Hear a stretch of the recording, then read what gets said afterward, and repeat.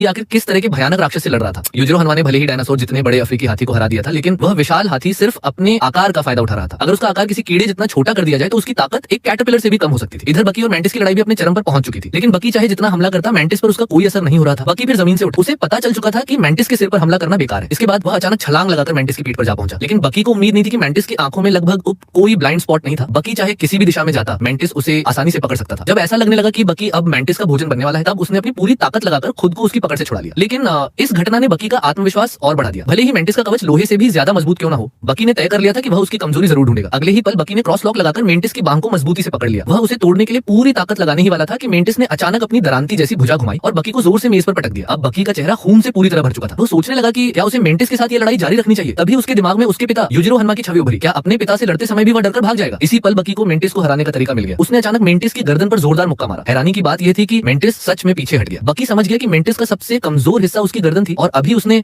जिस तकनीक का इस्तेमाल किया था वह थी मैंटिस क्वान, यानी मैंटिस की लड़ने की शैली। बकी हल्का सा मुस्कुराया, फिर उसने बिल्कुल मैंटिस जैसी लड़ने की मुद्रा अपना ली। अब जब मैंटिस ने दोबारा हमला किया तो बकी ने उसी की लड़ने की शैली का इस्तेमाल करते हुए बेहद तेजी से पलटवार करना शुरू कर दिया। इसके बाद बकी ने मैंटिस की गर्दन पर एक और जोरदार किक मारी। मैंटिस की लड़ने की कला का रहस्य समझते ही बकी की ताकत कई गुना बढ़ गई। सिर्फ 2 राउंड में उसने मैंटिस को लगातार पीछे धकेलना शुरू कर दिया। बकी धीरे धीरे मैंटिस की ओर बढ़ा। मैंटिस ने फिर अपनी दरांती जैसी भुजा उठाकर हमला किया, लेकिन इस बार बकी ने उसे आसानी से चकमा दे दिया। अब पूरी स्थिति बदल चुकी थी। मैंटिस चाहे जितने भी हमले कर रहा था वह बकी को छू तक नहीं पा रहा था। वहीं बकी लगातार हमले करते हुए इस लड़ाई के साथ पूरी तरह तालमेल बैठा चुका था। अब उसका शरीर बिना दिमाग के आदेश का इंतजार किए खुद ही प्रतिक्रिया देने लगा था। ये अब सिर्फ एक इंसान और मैंटिस के बीच की लड़ाई नहीं रह गई थी। अविश्वसनीय रूप से इस भयंकर लड़ाई के दौरान बकी ने एक नई लड़ने की तकनीक को भी समझ लिया। अपने प्राकृतिक दुश्मन के सामने आखिरकार इतना खतरनाक मैंटिस भी बकी के सामने हार मानने को मजबूर हो गया। अगले ही पल मैंटिस फिर अपने असली छोटे आकार में लौट आया और इसमें कोई शक नहीं था, बस मुकाबले का विजेता आखिरकार बकी ही था।